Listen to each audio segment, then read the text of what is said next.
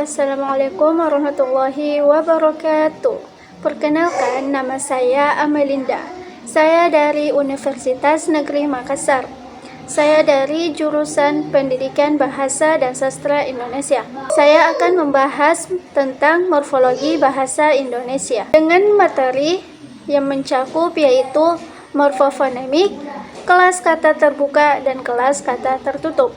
Adapun tujuan dari pembelajaran ini tujuannya yaitu menjelaskan proses morfofonemik dalam pembentukan kata. Kedua, mendeskripsikan perkembangan kelas kata terbuka di era digital. Yang terakhir, menganalisis penggunaan kelas kata tertutup dan fungsinya dalam kalimat.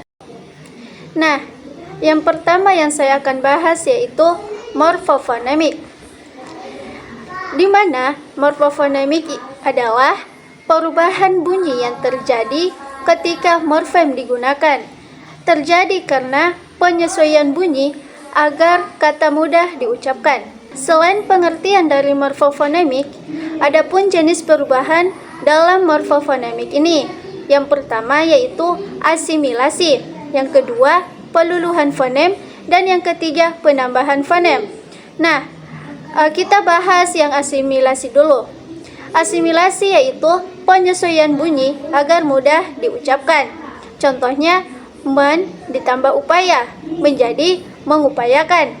Nah, yang kedua, peluluhan fonem atau hilangnya bunyi tertentu, di mana bunyi S itu hilang dan digantikan bunyi Y dengan menjadi menyapu. Dan yang ketiga, penambahan fonem, yaitu muncul bunyi baru. Contohnya, ber tambah ajar menjadi belajar, di mana R berubah menjadi L. Adapun beberapa ahli yang mengemukakan morfofonemik ini, salah satunya yaitu Ramlan 2019 dan Krida Laksana 2021, di mana beliau berkata, perubahan bunyi terjadi karena penyesuaian antara morfem dan lingkungan fonemnya. Tujuannya yaitu untuk mempermudah pengucapan dan mempertahankan keserasian bunyi. Kita beralih ke kelas kata terbuka. Di sini saya akan menjelaskan terkait kelas kata terbuka, yaitu dalam kelas kata terbuka ini, kelompok kata yang mudah bertambah karena pengaruh zaman, teknologi, dan budaya.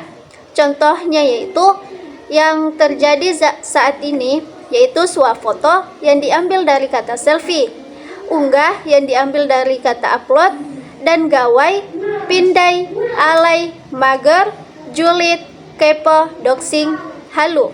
Nah, itulah beberapa contoh kelas kata terbuka yang baru datang saat ini. Selain dari pengertian kelas kata terbuka, adapun proses pembentukan kelas kata terbuka ini, yaitu ada afiksasi, pemajemukan, pemendekan, dan serapan.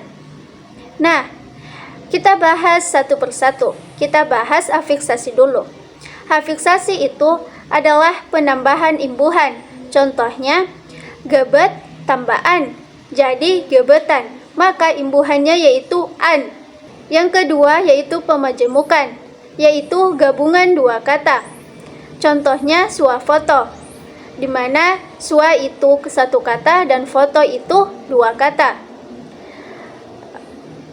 Yang ketiga, pemendekan atau pemotongan bentuk kata. Contohnya itu halusinasi dipendekkan menjadi halu.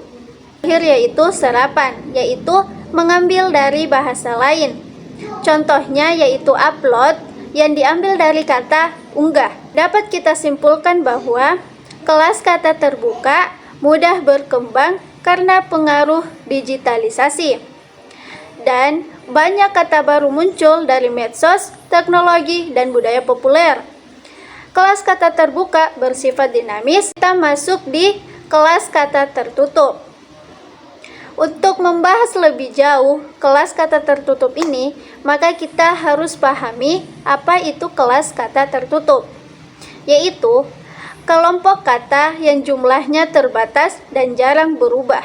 Fungsinya menghubungkan atau menegaskan hubungan antar unsur kalimat. Kelas kata tertutup ini beda dengan kelas terbuka, di mana kelas kata terbuka ini akan terus berkembang mengikuti zaman.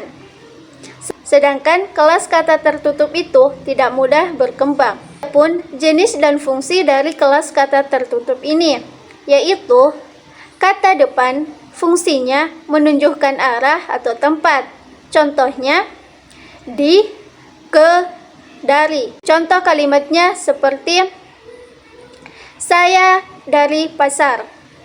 Contoh kalimat kedua yaitu saya tinggal di sini. Contoh ketiga yaitu saya mau pergi ke Bali, di mana kata di, ke, dari itu adalah kata depan. Itu sebuah jenis kelas kata tertutup. Jenis kedua yaitu konjungsi, yaitu menghubungkan kata atau kalimat. Contohnya dan, tetapi, karena. Contoh kalimatnya yaitu aku dan dia pergi ke pasar, tetapi di tengah perjalanan ban bocor kami kempes karena ditusuk paku, di mana kata dan, tetapi, karena pada kalimat yang saya sebutkan tadi itu termasuk dalam kelas kata tertutup. Nah, yang ketiga itu pronomina, yaitu menggantikan kata benda seperti saya, dia, dan mereka. Yang terakhir yaitu partikel, yaitu menegaskan makna. Contohnya lah, kah, pun.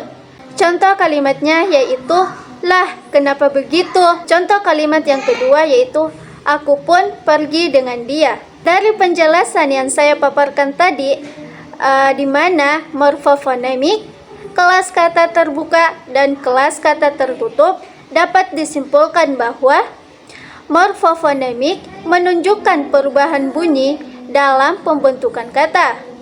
Sedangkan kelas kata terbuka itu terus berkembang mengikuti budaya dan teknologi.